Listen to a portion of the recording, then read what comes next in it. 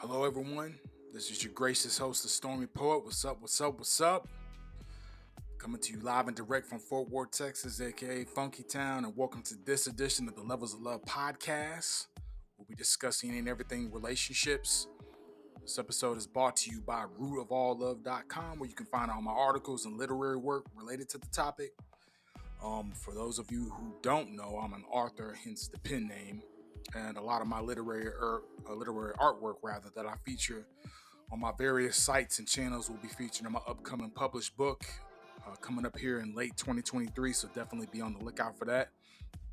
Also, feel free to reach out to me on the website with any relationship questions you might have. Feel free to reach out to a brother there or at thelevelsoflove at gmail.com.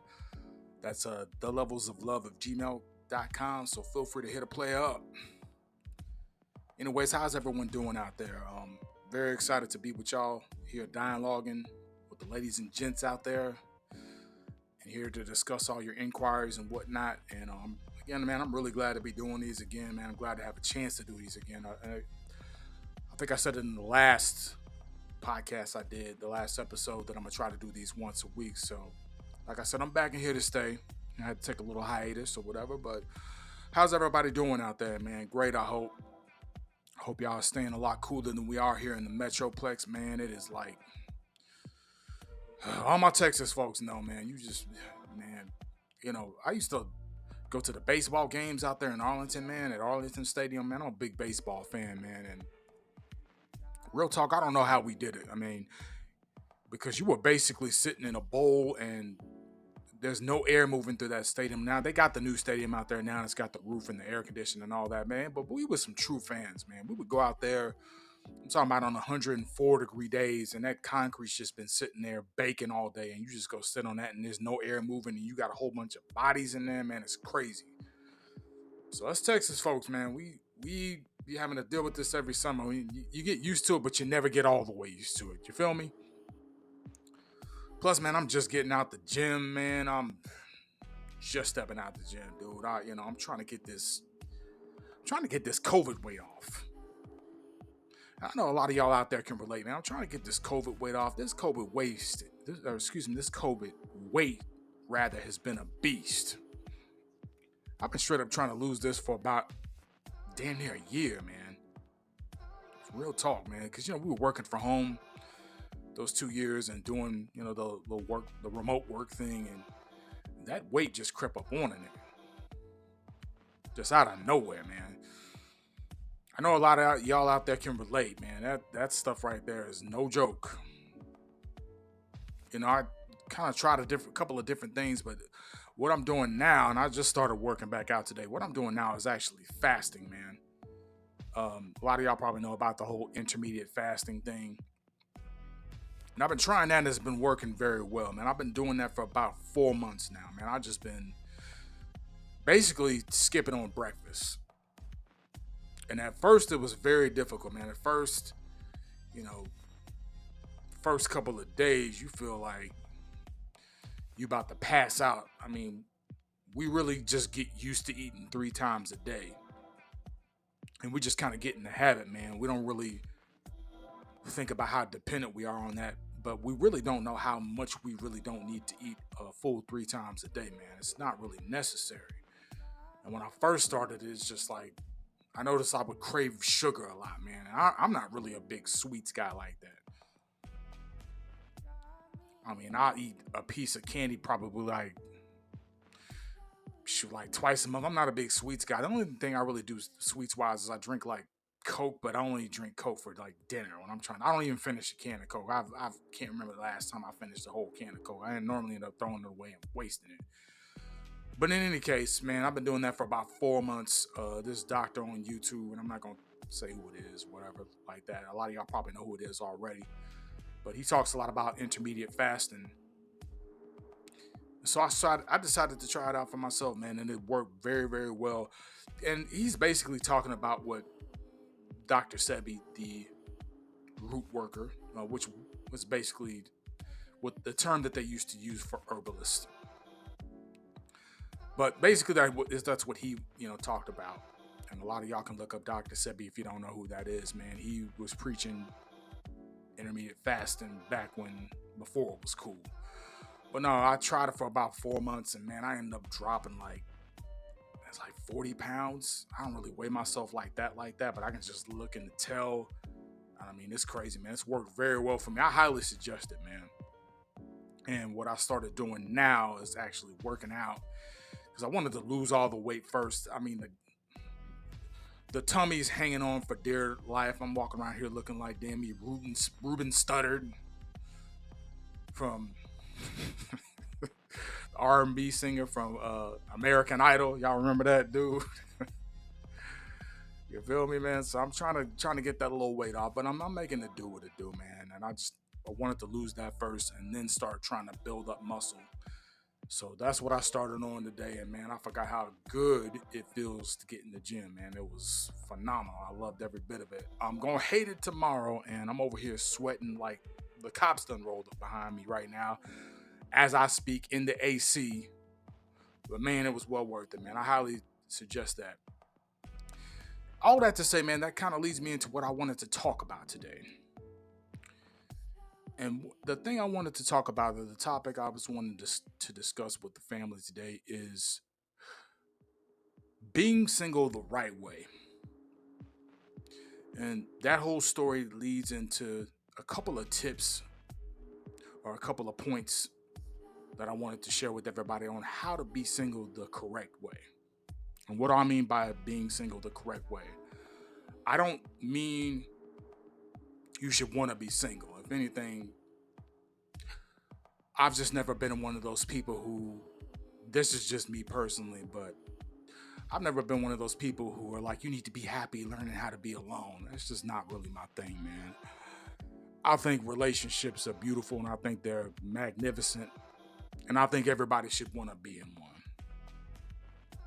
Whether or not everybody can be in one, that's a whole different matter. But me personally, I'm trying to be with somebody. Real talk. So I'm not trying to give tips on how to remain single. What I'm trying to give tips on is how to remain single the right way. If you were in a situation and it didn't work out and, it ended for whatever reason, whoop-de-whoop, and you find yourself single unexpectedly, or if you just haven't found the right person yet. A lot of us, when we're single, we get into these, singlehood, so to speak, and we don't think that what we're doing while we're single will have an effect on the relationship if we were to find somebody that we were compatible with. A lot of us don't think that it's necessary because, your parents are supposed to teach you this stuff, and with the way society is now, forget about it. But your parents are supposed to hip you up to the game before you get in a relationship with someone else. They're supposed to actually raise you and train you for that. A lot of the times, and this was kind of the case with me and my upbringing. My parents were just kind of the, my dad passed at a very young age, but when I got into my later teen years and whatnot, and in adulthood, my mom was basically like, "Don't bring no babies in the house." I got that talk. A lot of y'all, I'm sure, can relate. I really didn't get the tutelage, so to speak, on what to bring to the relationship, or even the dynamics between a man and a woman. Luckily, I had somewhat of an example growing up, but I didn't really get that lesson like I was supposed to. That you're supposed to actually, while you're single, be actually preparing to potentially become a husband or a wife, or to hit it off with somebody. Of course, first you want to do that and be in a committed relationship. But what are the things you can do to actually prepare for that? And a lot of us just don't even know that we're supposed to be preparing for that. Furthermore, in this day and age, you get told, don't worry about finding somebody, just pursue your dreams and just do your thing. And that's what you want to do. You want to pursue your dreams and you want to set goals and you want to find your purpose in life. But at the end of the day, most people want to be in a committed relationship with somebody. And if you want to successfully do that with the person in the future, I think there's things you can do while you're single to prepare for that. And these are what I wanted to share with the family. And the reason I set the whole fasting story I laid out for everybody at the beginning brings me into point number one and transitions into this is challenging yourself to be disciplined is my first point. And I really feel as though fasting, if you're trying to build discipline, I feel like fasting is a very fundamental, basic way to start building your discipline muscle, if that makes any sense. See, to me, discipline is like a muscle. It's like a muscle that you have to actually train and build up over time. For instance, when I started fasting, I was kind of weary of it. I'm like, I don't really know if that's gonna work, and whoop de woo, and that's I kind of like eating 3 times a day. I like my breakfast and whatnot, and waking up, get my little smoothies and proteins, and I was already eating healthy anyway, but you know, I'm trying to eat healthy. I'm trying to remain somewhat active. I wasn't really working out like I needed to, if I'm being honest. But I'm like, man, I'm eating healthy and I'm moving around, at least walking at night and whatnot. And this weight ain't coming off. And I got tired of looking like a damn Jabba the Hutt. So I was like, man, let me try something new. And furthermore, man, and I was listening to it was a podcast. I can't remember which one, but they talked about discipline and building discipline, and one of the ways to build discipline was fasting. And I'm like, man, that makes a lot of sense. And if you look at a lot of in the Christian faith, fasting's a real big thing, especially in the Bible where people fasted and stuff. And one of the reasons was to show humility, but it was also to strengthen your discipline and to build that discipline muscle, because eating is a very natural thing, man. Eating is one of the most natural things you can do, and if you can abstain from that, doing the thing that comes most natural to you, then other temptations and things like that, you'll have a less difficult time of warding those off. So yeah, fasting's a very good way to start that. And when I started, man, I didn't just start off like just not eating for the whole day. And I've gone, 2-3 days in a row without eating, man, and it's a trip. I'll put it like that, man. It's a psychological trip. It's a spiritual trip, man, and it changes you. And I'm a testament, man. It builds your discipline, man, because you start off the way I started off is I started off by just skipping breakfast. You feel me? I would still have my little snacks in the afternoon and whatnot, and I would still eat lunch and dinner. But I started off with that, and I did that for like a week. And it was hard starting off. But once that week was passed, your body just kind of gets used to it. And the way I would stay disciplined with that, the way I would, keep my mind off wanting to eat, is I would just stay busy. If I ever started feeling like I was getting hungry, I would concern myself with something. I would read a book or something like that. Or 9 times out of 10, I'd be, at the job doing whatever, so I wouldn't really be thinking about eating like that anyway. But every now and then I get that little tingle in the stomach. And what I did to kind of counter that is I just went and drank a bunch of water. I just started downing water to make me feel full. I learned that trick off this show called Survivor, man. I don't know if it comes on no more, but yeah, this is a show used to come on, and he was like, man, if you want to feel full, just gorge yourself on water. So I did little things like that. Once the time that first week passed, man, I got used to not eating breakfast. And on the weekends, I didn't really eat like that anyway. I would eat like once a day on Saturday and Sunday. I just never really felt hungry on the weekends because I would be busy, writing and stuff like that. So, I was like, hey, on the weekends, I'm pretty much golden. Let me just not eat at all. And I started doing that. And gradually, more and more, I just got used to not eating for, 16, 20 hours at a time. And I was good.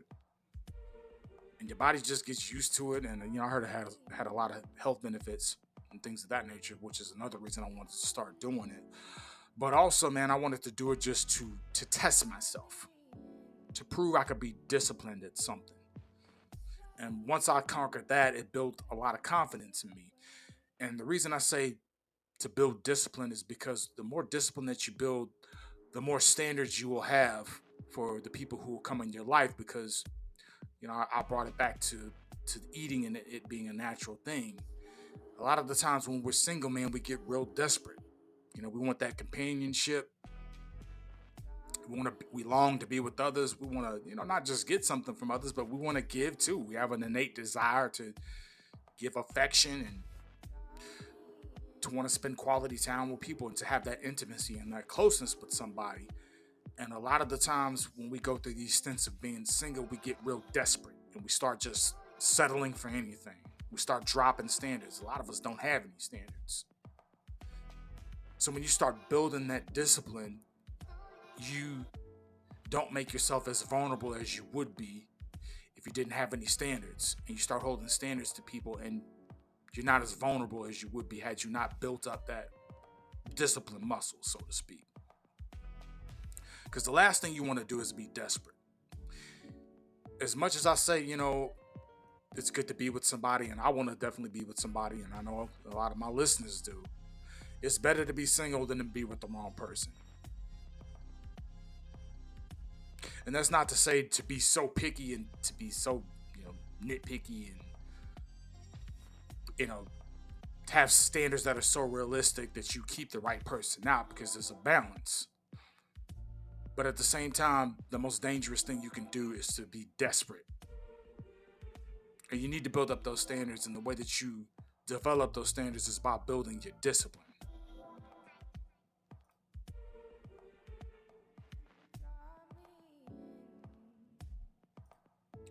Oh, and by the way, another way that you can build your discipline is by sacrificing something that you're used to on a regular basis. I know in the Catholic faith, they practice Lent, where they give up something, for the Lent season, something that they're very close to. And that's another way to build discipline in life. For instance, man, I gave up TV a long time ago, man. I really don't watch TV like that. And I just got kind of used to it after a while. And what that did is they gave me more time to read books. They gave me more time to, travel and study different things, and to really research on a lot of the things that were going to be of betterment to my life. And it gave me a chance to have more introspection, have more time to kind of do a lot of introspection on myself. So that's some of the ways you can be disciplined. If you want to give up like sugar, for instance, or just the things that we're just so used to, that's another way to build discipline too. Now, the second point on being single the right way that I want to share is take the time to enhance your finances. And I'm not just talking about money, or making money, rather, how much money you make. I'm not just talking about how much money you make. I'm talking about how well do you save money and how well do you pay yourself, which is something a lot of people struggle with. We live in a capitalist society that pushes consumerism out the yin yang, and it's very difficult to not pay yourself. Trust me, I've been there. I know the struggle. I know how that is. But that's very important. It's a very important habit to get into if you're going to be in a committed relationship, and that's something that you should learn before you get in a relationship. I will definitely emphasize that. You have to know how to save money and how to pay yourself first. And I'm not saying pay yourself your whole paycheck and don't have anything for your bills, or anything to invest or anything like that. But what I'm trying to say is, have, if you budget on a monthly basis, like for me, I got hella spreadsheets in the Google Docs of all my finances, man. I'm a stickler for everywhere my money's going, man. And the reason I'm like that is not because I'm OCD. Okay, I am a little bit OCD, but that's besides the point. But the point is, the reason I do that is because human nature is to look at what you have in your bank account and kind of just see that little number and just kind of run with it. You log in when you get paid, and you see, or you get on your little bank app and you see what the balance is, and then you just kind of keep that little number in your head, and you just kind of spend and do whatever. And you say, all right, I'm gonna pay all my bills, and then you say to yourself, well, I'm gonna pay myself, but then You're driving along the street or whatever, and then you see your favorite restaurant, and you don't really feel like cooking like that. So you get out and you go up into the restaurant and you get you a little something to eat, and then you're on your way home and you're like, man, I'm gonna be bored tonight. I ain't got nothing else to do. So you see the little liquor store, and you pick yourself something up, drink. You feel me? And then the homies hit you up. Hey man, let's go to this little baseball game. Yeah, hey man, I ain't hang out with the homies in a minute. Let me go hang out with them and let's go kick it at the game. And then before you know it, you done spent like $100 and it don't even feel like you spent it. And that's what I'm trying to say, man. Paying yourself first means you handle your business first, all your stuff first, and then you pay yourself reasonably out of what's left, which you should have something left, at the end of the month. But you pay yourself a reasonable amount, whatever percentage you feel like you owe, or whatever percentage is going to get you to your goal quicker, because you need to have a goal on how much you're trying to save up. You don't need to just be saving for the sake of saving. And once you've paid yourself, then you allocate your little fund bill for the month, and then that's it.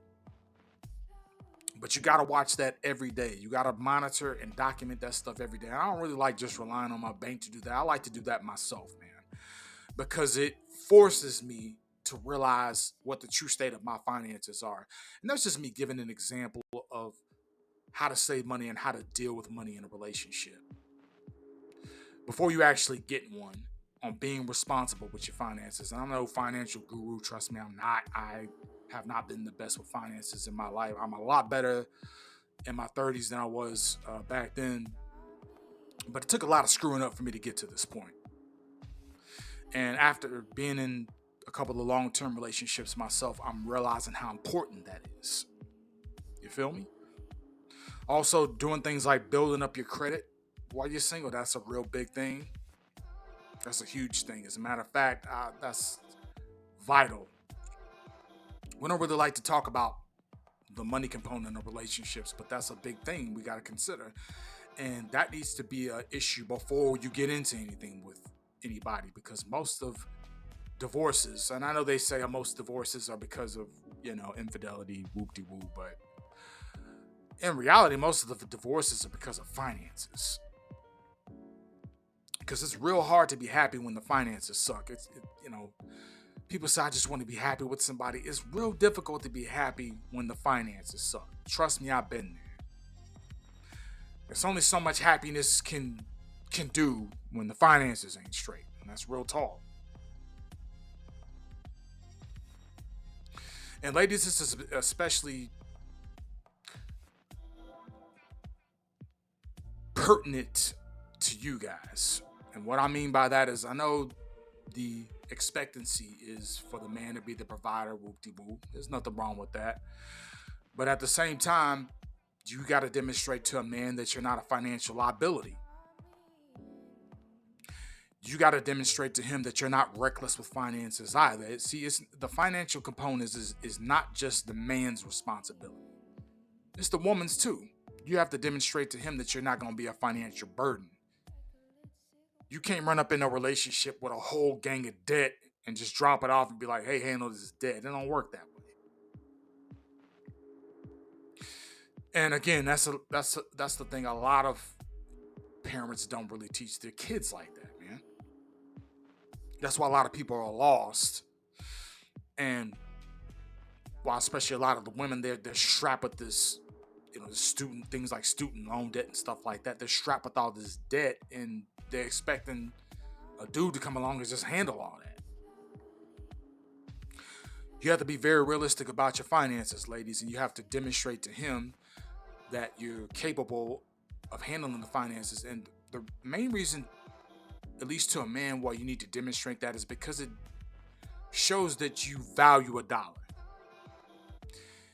It shows that you value the sacrifice it takes to make a dollar, and that you see money as a tool and not an object, not just something that's just meant to be spent. No, money is actually a tool,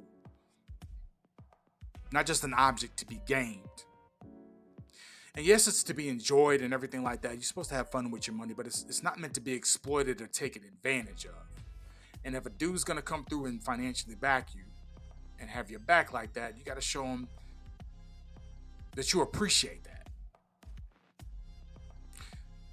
Being financially responsible demonstrates to him that you actually appreciate the value of a dollar. And we as men definitely need to see that. Not only just because of the strain it might put on our finances, but because if we're going to have a family one day, I need to know, or the man needs to know, are you going to are you going to be the type of woman to put the family in jeopardy with your financial recklessness? These are the things that we think about. It's real talk. Now, a lot of the men and women out there might be asking me, how do I step my financial game up? Or what are some resources I can tap into to learn how to manage my resources and to become better with my money? I would recommend all the Dummies books. And for those of you who don't know what I'm talking about, you've probably seen those books, So and So for Dummies, like any topic that you can think of for dummies. I would recommend those, man, because you really can just anything that you want, from like real estate to how to invest in the stock market to managing your finances to how to start a business. Go there and just get any of those books, man, because once you get the foundation for a lot of things, you can just build upon that, and then you'll come into contact with other sources of information. So that would be a great place to start if you're trying to step your financial game up. Most definitely. Now, the next point I wanted to get into is learning what you bring into the relationship as a man or a woman. Increasingly in this day and age, I'm seeing more men and women going into relationships solely focused on what they can get out of a man or a woman, as opposed to what they can contribute to that person's life. And I mean being intentionally focused on that. Today what you see is, what can somebody do for me? And, this whole thought process, I'm only going to get with somebody if they can give me something. And you should want something reciprocal. But how many of us really question what we're bringing into the relationship of value? And how many of us have really spent time cultivating those things? As, for instance, a lot of the things that I've just mentioned already in this podcast. How many of us say, I've done XYZ to prepare myself to bring these things to a man? And I'm not just saying things that you think are valuable to a man or a woman. Actually knowing what's valuable to a man or a woman is what I'm talking about. Because we can come in any situation and say, well, I'm bringing this of value and you need to value this. But if the man or the woman isn't valuing those things that you're bringing, you can't force them to value what you're bringing just because you think that they're valuable. You have to have a genuine understanding of what the needs of men and women are before you bring anything coming through the door into a relationship. Now, to a lot of the men listening, they might think, well, the main financial component, or the main component is finances and money. And that's the primary thing women are looking for, and it's actually not. While it is an essential component to a relationship, because finances do matter. I mean, the world runs on money. We can't deny that, fellas. That is an essential component to a successful relationship, whether we want to admit that or not. It is what it is. And a lot of men will take that as, well, a lot of women are just gold diggers. It's not that they're gold diggers. It's just that in a world that runs on money, in a world that runs on productivity, the woman is looking to you as the man for protection. But the protection and provision aspect just doesn't lie within how much money you can bring to the table, because there's a lot of men out there who make plenty of money and can bring that to the table and are able to provide financially, but they're lacking in a lot of other areas of protection, and that includes physically. And you might be like, well, if a dude's rich enough, he can just pay for security. Look, unless you're the president, that's just silly talk. Security can't be with you everywhere, every second of every day. And furthermore, your woman is still going to be looking at you to be her physical protector, to put your life on the line if necessary. That's just what that is. That being said, rather, do you have your weapons game together? Are you knowledgeable in firearms? Do you know how to work them things in case it pops off? I mean, we live in the era of mass shootings. You never know. You could be at a damn shopping mall and somebody just randomly opens fire. You never know what can go down at any second, man. In a relationship, if you're in a committed relationship, you got to be ready at all times. And that's a real messed up thing to have to say, but that's the reality of things. And your lady's expecting you to rise to the occasion. Fellas, is your fight game together? I mean, it's highly unlikely, but you never know when that dude just might challenge you and come up and put his little paws on your lady's rump. You never know. Now, most women are gonna tell you, hey, if that kind of situation happens, it's not a big deal. I would want you to just walk away and be the bigger man and all that. Man, don't listen to that for any real length of time, fellas. That's a crock of crap. If something like that pops off and you don't defend your lady's honor, she's gonna remember that for the rest of your lives. That's if y'all stay together. That said, fellas, are you really ready to throw them hands against whoever? Even if it's more than one. Are you ready to commit to that? Again, fellas, these are the kinds of things women are looking at when they're assessing you. And I myself have been in that situation before. Hey, man, it is what it is. I've been in that situation before, and I ain't gonna dry snitch on myself like that, but I will just say, do you have do you are you willing to do some time on top of your lady? See, these are things you gotta really think about, fellas. Unfortunately, a lot of our parents didn't really teach us this type of stuff. We got to get out here in the real world and learn these things on the job, man. I understand it is what it is, but at the end of the day, sometimes you got to do that. Got to do that little stint, man. It is what it is. That's just keeping it a buck. Are you willing to go behind bars for your lady, man? That's why. Not only do you need, to keep bail money on deck, you know, be going back to savings, but not only do you need to keep bail money on deck, me and my partner, we was talking about this the other day, and don't ask me how we got on this top conversation, but I was like, man, you need stank friends. You need grimy friends. Like Garth Brooks says, you need friends in low places. Man, you need friends that grimy friends get stuff done. Grimy friends will come and bail your ass out. Grimy friends, stank friends. If something pops off, man, they down to bust back, man. You need stank friends on your team, just like you need your square friends, just like you need your legal friends, just like you need your trade friends. You need friends from a wide spectrum, and man, that's where your stank friends come in handy, man. They'll be ones to bail you out. They don't even care what you did. It's just like, well, all right, hey man, I'll put it down for you, man. Pay me back later. You need those grimy friends because they'll come through in the clutch. But anyways, I'm going off on a tangent. Those are things you got to think about, fellas and ladies. If you want the kind of guy who's gonna do those things for you, what are you bringing to the table of equal value? You feel me? If you want a dude who's not even just going to do the financial component, because man, that's kind of a given, and everyone talks about that. I mean, my man needs to take care of me. Whoop de woo. I mean, even though you're an adult, you need to be able to take care of yourself. But that's commonly what you hear is that a man's got to take care of me and whatnot. All right, fine.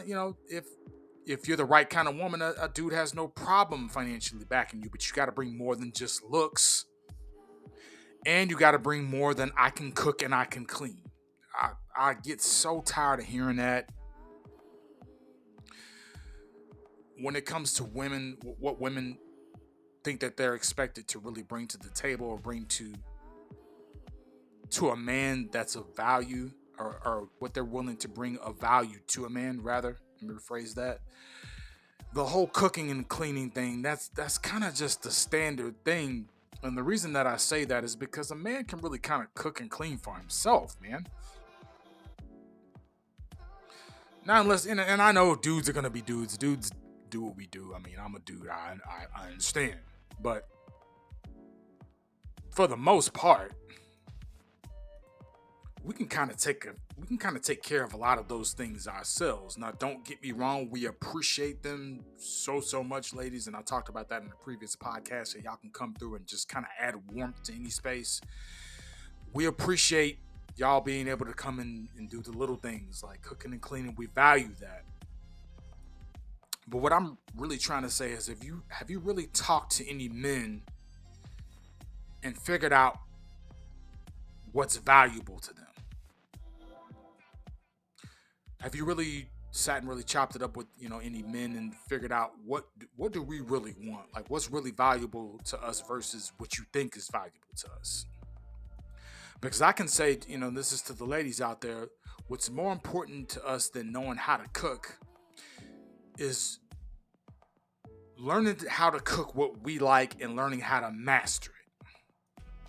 You see, because it's one thing to know how to make what you like, and the family traditions and whatnot, and that's cool. We love that. We love exploring new dishes from your family culture and your family traditions and whatnot. And we like exploring new things and things like that. But how much more does it say to us if you actually listen to what kind of like dishes we're into, or maybe our family is into, and then you actually learn how to do that and make that? That right there shows the man that you're trying to cater to him, and those are the types of things that matter to us. And it's not so much just about the act of cooking. Cooking really is about making memories. And I can use the example, and I think I've used it before. Forgive me, I might repeat a lot of things, man. I'm ADHD as hell, but my mom, cooked this last holiday for Christmas, man, and this woman she's in her mid 60s and is a soldier, man. This woman is a machine during the holidays. This woman cooked for 3 days straight with probably, I think, like, in between those 3 days, she got a total of probably about 6 hours of sleep. Like, no joke. This woman cooked so much, her hands literally started to bleed. I'm like, Mom, chill out. I'll take over. And then, you know how moms be, get your ass out the kitchen. But dude, the women in my family is dedicated to making them dishes during the holidays, putting their own little spin, and they take pride in perfecting it. Every year they try to get a little bit better at it. Oh, I can add this, and I can add that, and let me pass this down, and let me teach you how to make this. They get my niece in there, and they force them, and my aunts, my other cousins, they do the same thing with my relatives, and they're the same way, man. And a lot of the dudes, while I know how to throw down, is I'm a fairly good cook. When it comes to the women in my family, I don't compare to their skills, but it's more than just cooking. It's the way that they do it, and their presentation, and the way that they host it, the way that they cook the dishes that the family loves. Like, they always try to cater to the family. Hey, and they're like, hey, we want some of that XYZ. They're always trying to figure out ways to cater to the family and to create those things. And it's really just about creating memories. Those dishes are creating memories, and to get us all gathered around, and to get us around one table as a family, so we can talk about things, and we can have those memories when we're old and gray. We can think back to those times during those holidays, man. Can you, as a woman, create memories? Can you create those special memories that are going to last us men and the children that we hopefully have with you for a lifetime, man? So cooking is more than just, hey, I cooked some stovetop stuffing for your ass, eat that, dude. I don't even know that they make stovetop stuffing anymore, man. I don't even know, man. just pulled the most random instant dish I could think of off the top of my head. But you get what I'm trying to say. What was that? Hey dude, I cooked you some hamburger helper. Be happy with that. I cooked and then I swept the floor. Hey, I cooked and I cleaned. It's got to be more than that. You feel me? And more so than just cleaning itself, the dude is gonna want to see, can you handle keeping a household not necessarily spotless, because man, every home is gonna eventually look lived in. That's the whole point of it being a home. But can you keep the whole house sanitary? Because the right kind of guy wants to focus on being the breadwinner and financially earning and getting out here and getting it for his lady and his kids. We want to do that, but in order to effectively be able to do that, we a lot of the times don't have time to focus on things like that around the house, man. And that's not to say that we should not be involved in that at all. That's not what I'm saying. What I am saying though is that's a lot to ask if you want us to be the breadwinners and you want us to come and do X, Y, Z. You know, where's that reciprocal effort on your part if that's the case? And let me make something very clear. Wifehood, despite what a lot of women might think that men think about wifehood, and I get it, but wifehood is very difficult. It is a hard ass job. Wifehood means, and I go back to creating those memories. Y'all are the ones who do all the photo books and all that, the scrapbooks and all that stuff. Y'all are the ones who plan out the vacations and hey, we should go do this and hey, we should go do that. And, you know, let's take the kids on this trip. Y'all are the ones who plan all that stuff out, man. Dudes, we really kind of focused on one particular thing. And a lot of the times we lose sight of that. But it's hard ass work organizing all that stuff, man. It's hard ass work cleaning up all types of bodily fluids from the children and doing things of that nature, man. It's very difficult. That is a job.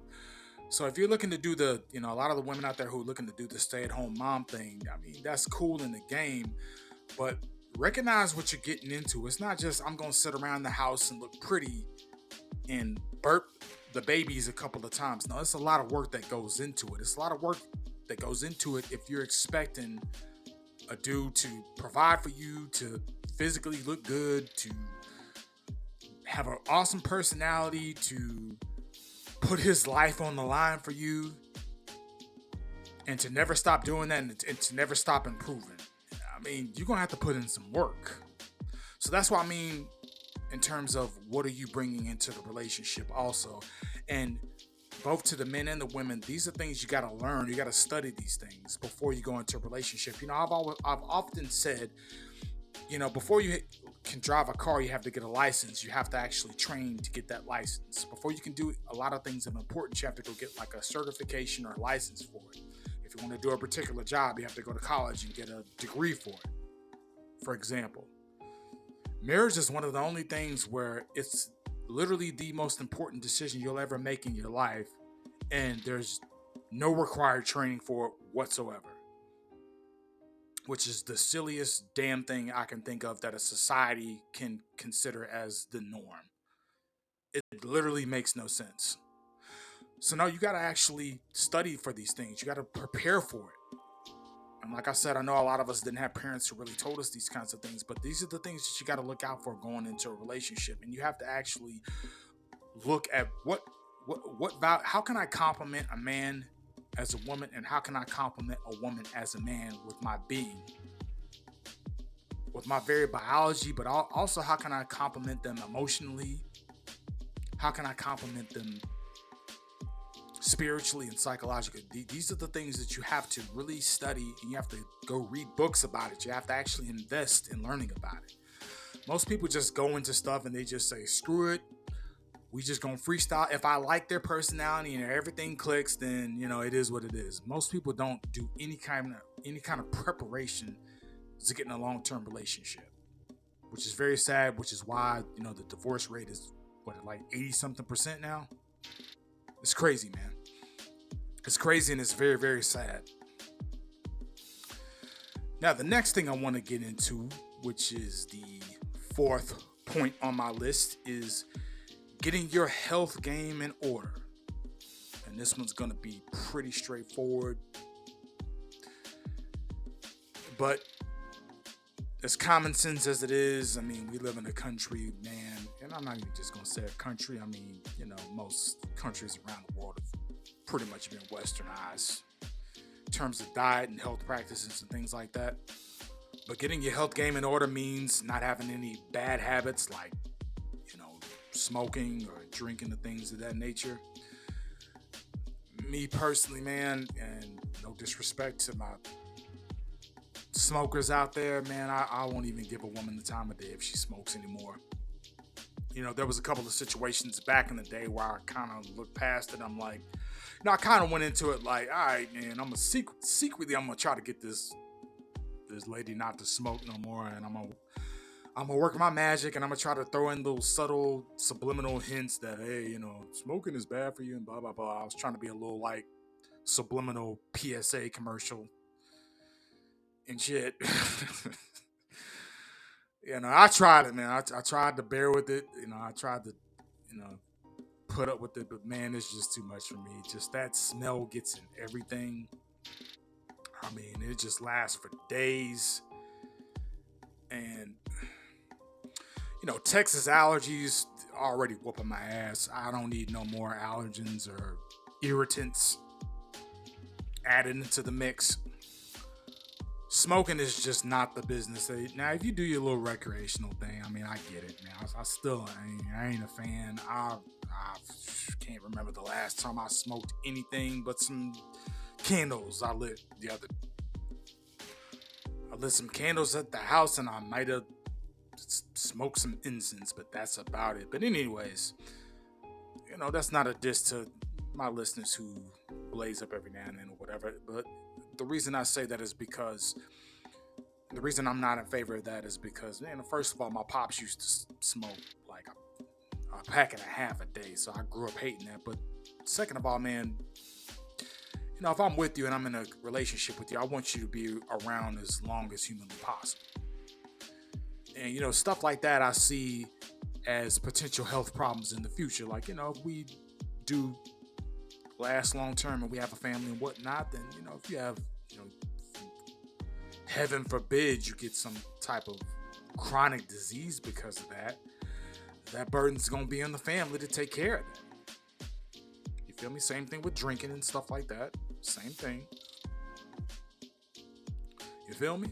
So, if you got any types of habits or something like that, you're going to have to rectify those before you ever get with somebody.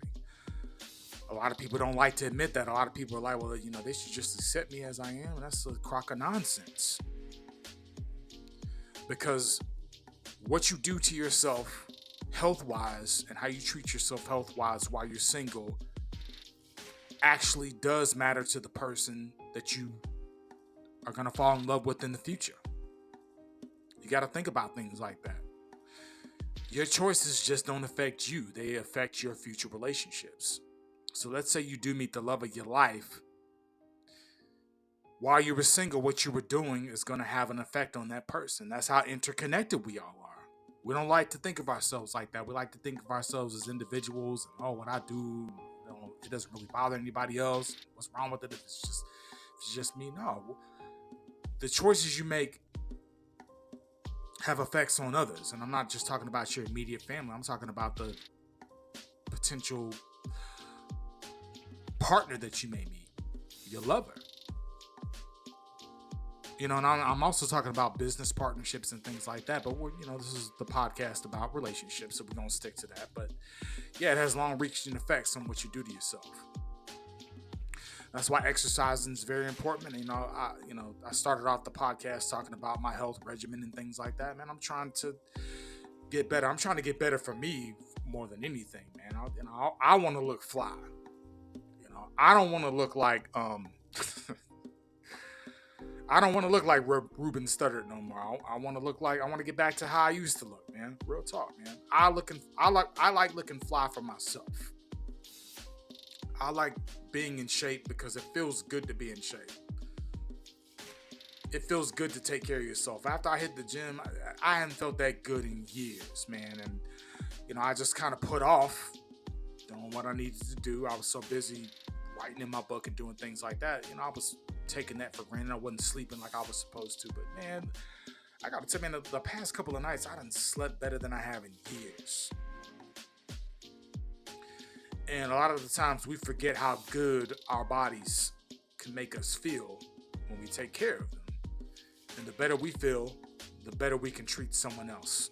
And you never know when you're going to stumble across the love of your life, so you got to be ready at all times, physically, emotionally, and spiritually.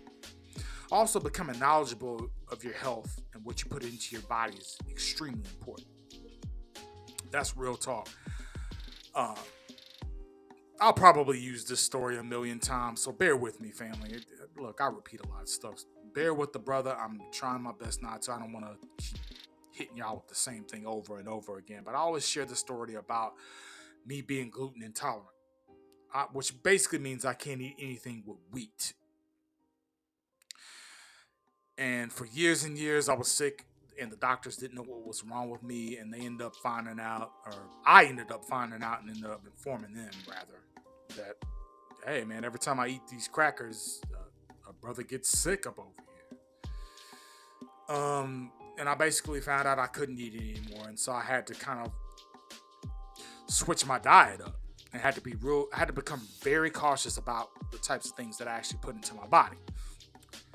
In turn, that made me start exploring a lot of different types of foods and things outside of bread and stuff like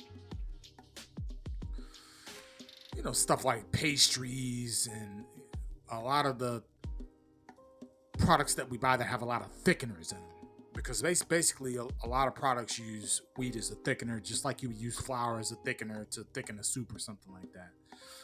So I had to start getting real creative and finding things that didn't have wheat. And what that put me on to was a lot of different cultures of different foods who don't use wheat. Not only that, I just so happened to find different foods from different cultures that were a lot more healthier than American food. Or a lot healthier than American food. And it opened a whole new world to me. And, I started getting used to eating more vegetables and different vegetables from dishes I'd never heard of. And I started exploring. I started getting real into Indian food. And I'm a huge, huge Indian food fan, man. They don't use wheat in none of their stuff except the naan.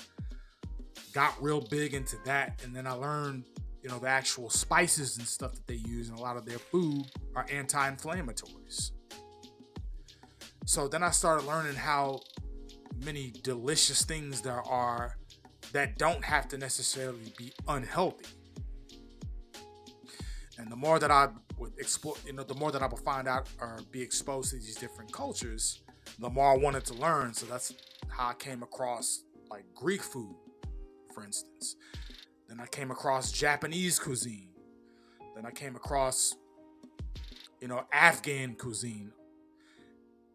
And it opened my world up to these cultures of food that not only taste better than a lot of the stuff we have here, but they're a lot better for you, man. I started learning how to eat dishes without meat and like a lot of lentil dishes and stuff like that, man.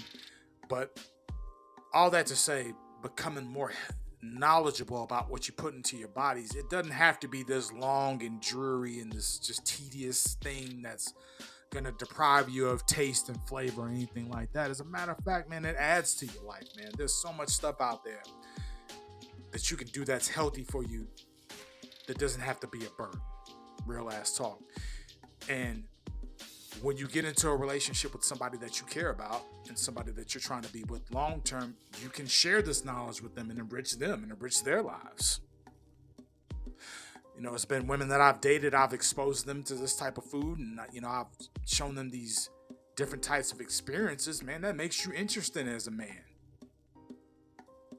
And I can sit there and I can break down the ingredients and I can break down how it's healthy for them and how it's going to help them continue looking fly and fit and in shape, and how it's going to contribute to their lives, man. They like hearing stuff like that, fellas. They want to learn. They want new experiences. So becoming knowledgeable about how to be more healthy, man, it's a journey, man. It's not a boring, tedious journey. It's the greatest journey you can embark on. And that's real talk.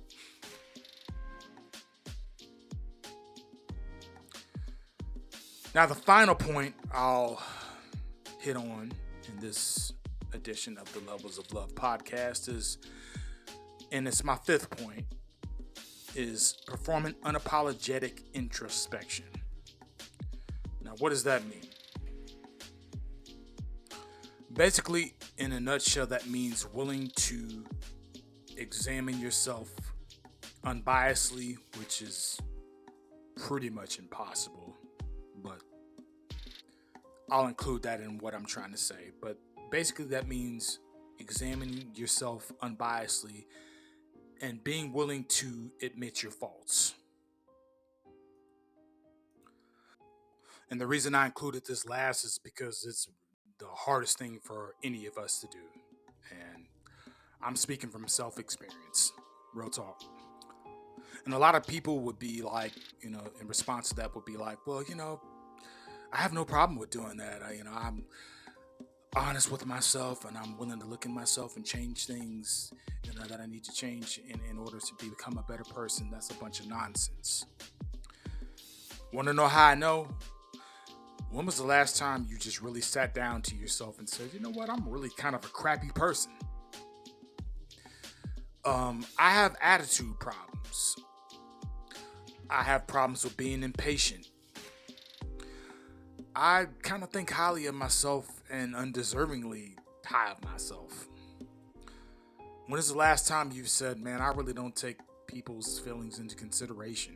When was the last, and I'm just using these as examples, but what I'm trying to hit home here is, when was the last time you've ever admitted to yourself that anything was ever wrong with you ever? And my point is, the average person really never does. If you just stop and think about it. We really don't have a problem with telling other people what's wrong with them and examining their lives and giving them advice, especially when it comes to our family and friends. But when it comes to being honest with ourselves about ourselves, that's the hardest thing to do of all. And I would even add to that, a lot of us have received counseling and stuff, including myself. A lot of us have gone to counseling sessions and therapy, and there's nothing wrong with that, and I highly encourage that. But if your counselor or your therapist has not told you things that you don't want to hear, I'm highly suspect of them. I'll just put it like that. And you should be too. And the reason that I say that is because we all, as human beings, have things we need to work on. There's no human being walking this earth that is completely perfect and that doesn't have some type of personality trait or character defect that they need to work on. Period. We always should be striving to get better holistically. And you owe it to your partner that you're going to be with in the future to figure those things out about yourself before you get into a committed relationship. You owe that to them. Again, it's not about what you're getting out of a relationship exclusively. It's 100% about what you're getting out of it and 100% about what you're putting into it. And you owe it to your future partner to know everything about yourself that there is, as much as you can know, realistically. Because even when we do find out, certain things about ourselves that are not exactly perfect, we're still going to falter. And that's definitely not to say there shouldn't be room for error in a relationship. Not at all. I'm just trying to say there's certain things you should learn about yourself and that you should put in a legit effort to correct. Because it's often said, a person should accept me as I am, and if they can't accept me for who I am, then that's, they don't deserve me, which is a crock of crap. That's a very lazy concept to subscribe to. The whole point, or one of the main points of getting into a relationship with somebody, is for them to push you to be better, even if it's before you actually get into a relationship with that person. That's real talk. We push each other as men and women to strive to become better. And that's the whole point of getting in a relationship. It shouldn't be for someone to accept you as you are. It's for someone to come and push you to be the person you couldn't have become on your own. And unfortunately, what you have in this generation is a bunch of men and women who are just flat out afraid to admit that they need each other in this specific kind of way. There is no way around that. And you can't be that kind of man to a woman. You can't be that kind of woman to a man until you really dive deep in yourself and figure out what those deficiencies are within yourself. And I mean, sure, you can go link up with Mr. or Mrs. XYZ and y'all can hit it off with y'all's personality and y'all can be compatible in that regard. But 9 times out of 10, it's not going to last unless there's that inherent desire among both parties to push each other to do better, to become better people, and to become the type of person that's able to push someone else in that manner. You have to be willing to do unapologetically honest introspection within yourself on the real. Now, notice I didn't say that you had to go and quote, find yourself. I didn't say that. And I've noticed a lot of the ladies out there, they're like, well, I got to find myself first before I can be, happy with a dude. No, I didn't say that. And I'm, it's more of the women who subscribe to that kind of thing. But I'm not saying that to the fellows either. I'm just trying to say to both parties, there needs to be a genuinely committed effort to improve yourself holistically so that you can benefit your partner. That's what I'm saying. Because I don't want the ladies out there having any excuses for being single. I'm not going to give y'all any excuses. Y'all ain't going to get them from me. Look, man, you need to be with the dude. Deep down, you really want a man, despite how much corporate America is telling you that you don't need one, that you can get out here and get it on your own. Look, I never read a tombstone from a woman that said the best memories of my life were at my job. So let's just knock it off. Ladies, all you need to do is demonstrate to a man that you're willing to put in genuine work to correct your character flaws in a society that basically says that women can do no wrong. You need to be able to show him this. Most of the time, a man who's actually about something has no problem reciprocating that kind of thing. And that kind of leads me to a sub point that I'll close out on. I think it's important for both men and women to find their purpose in life and what they're passionate about. Speaking from experience, it's very difficult to vibe with somebody who doesn't have anything that drives them or that absolutely pushes them when they wake up in the morning to strive for. That's just me personally. For the simple fact, I think that we need those things to give us meaning as human beings. And I found that purpose within myself. And if I'm trying to, connect with somebody, if they don't have that within themselves, then it's going to be really hard to connect on anything because they're just kind of waffling through life and just kind of going through the flow of things, and they don't really have any kind of direction.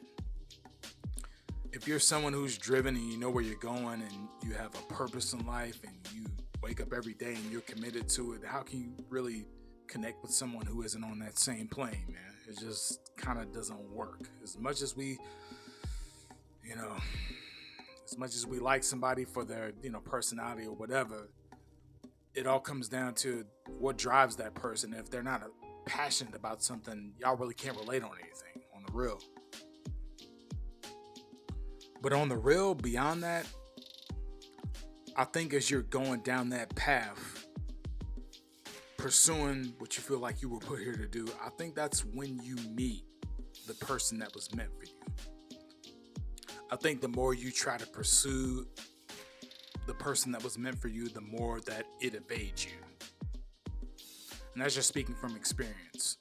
That's why I did that episode on my channel. Why I think online dating is dead, and I've actually done it, especially post pandemic. I actually tried it out just to see whether or not it was still crap, and it still is. I was on a site here recently, and I tried it, and I went on a couple of dates, and it was cool in the game. But at the end of the day, whether it was like bots and spam accounts and whatnot, and basically people who, because you can't really put your real self out there like that. I mean, they only give you a couple of fields to really describe yourself in and stuff like that. There's really no way to get an accurate depiction on if a person is worth getting to know based on a couple of descriptions. That's why I said online dating is kind of dead. And I deleted my subscription, by the way. But, I did a little social experiment, and it failed miserably, so to speak. You have to actually get out into the field. If you are passionate about rock climbing, just using it as an example, then, you got to join a meetup or something like that where you're at and go get with like-minded people. Or, if your goal is to become, I don't know, if your goal is to become the greatest writer ever, you need to go get in writing groups. You need to go get in community groups. You need to go and join artist organizations and things like that. You got to really get involved in the writing community. You feel me? And as you're going along this journey, and no matter what it is, I'm just using those as an example. No matter what it is, you'll meet like-minded people who can relate to you and who will bond with you over those certain things. Real talk. And I think that's where you meet the love of your life at. I think that's where you meet the person you're most compatible with at. That's a real strange play on words, but you get what I'm trying to say. Man, it's late. Look here. I done worked out. I'm tired.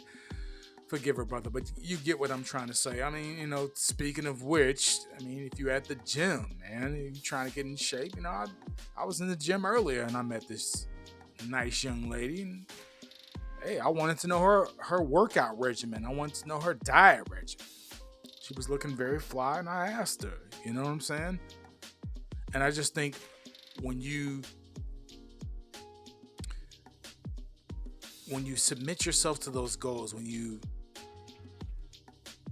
submit yourself to achieving whatever it is that you're trying to achieve, I believe that you need to have an overall dream. It's basically something that you wake up in the morning and you're like, I have to achieve this or I'm going to feel dissatisfied when I go to bed. Things of that nature. I fully think every human being should have that. Because that's what gives us meaning. And when you go and embark on a mission as amazing as that, there's going to be other people on that mission too, and you're going to bump into them. And y'all are going to have something in common. And y'all are going to have way more in common, and that's going to be obvious, more so than if you were to meet each other on like a dating site or something like that. You can actually see each other face to face, in person, eye to eye, and actually bond over those experiences right there and in the moment.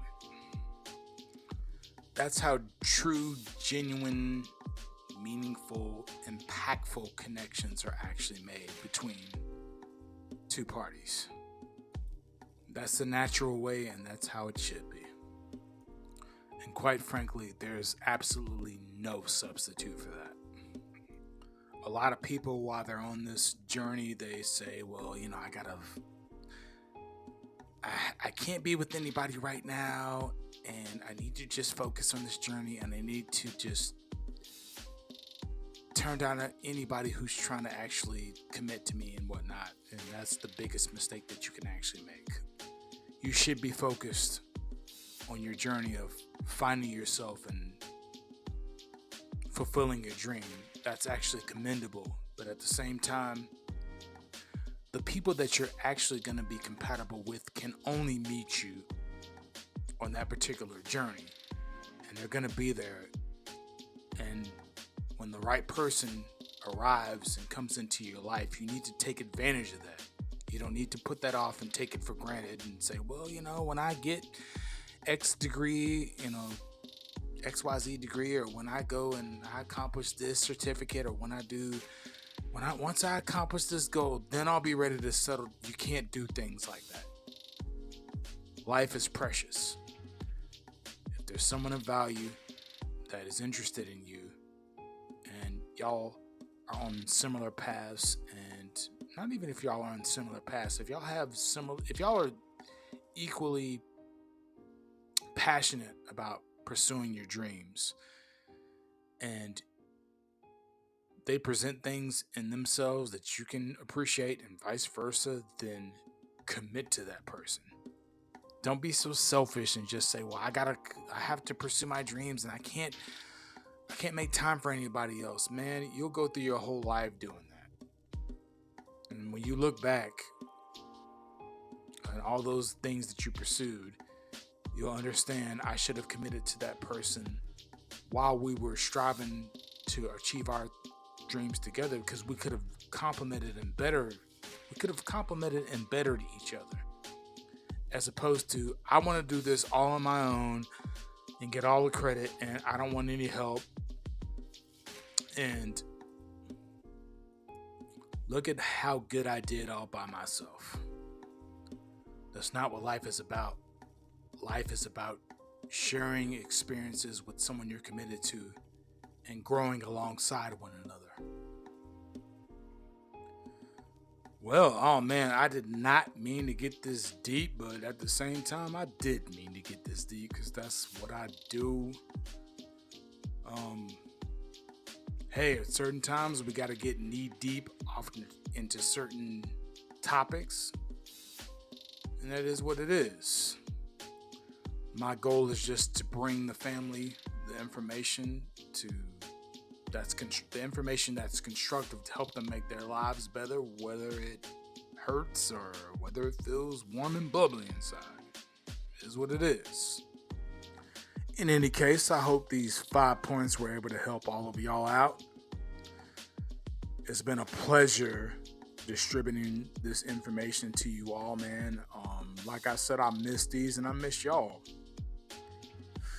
Y'all are awesome, man. I used to get emails from people, asking relationship advice from across the world. Man, I love it, dude. I want to help as many people out as possible. I want to help people not make the same mistakes I did, and I want to help people make the same successes I did. Real talk, man. This is the Levels of Love podcast. And like I've said many times before, my goal is to help as many people as possible be in successful relationships. I think that it's a beautiful thing when men and women interact with one another on a healthy level. I think that makes for successful families, and successful families makes for successful societies. Real talk. It really breaks my heart that the powers that be have basically corrupted the family structure, but that's okay. I'm here to give counter information to that, to make sure that all the ladies and the men out there are good with one another on the real. Well, that's been this edition of the Levels of Love Tips. I'm your humble host, the Stormy Poet. And again, this podcast has been brought to you by rootofalllove.com. I would love to see all of you over there. Feel free to check out my work and reach out to me. I'm glad to help you with any relationship issues you may have. It's good to speak with the fam again. I'm humbled and honored to speak with each and every one of you. Feel free to subscribe and like on YouTube, but to my other podcast family, because I'm on a bunch of podcast streaming platforms. Please feel free to subscribe, and if you have any relationship questions, I'm at thelevelsoflove@gmail.com. Don't hesitate to hit a brother up. I'd be honored to hear from you. I'm not excluding you in any way, and you mean just as much to me as the the YouTube family does. I'm getting my social media platforms messed up. I'm sorry. Like I said, it's been a long night. I've been fasting and working out, man. I'm over here delusional as all get out. But I hope y'all were able to take away some constructive information from this podcast tonight, man.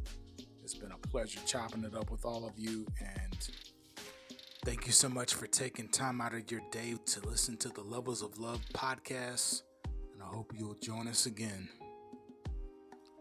From the soul and from the heart, the Stormy Poet. Peace.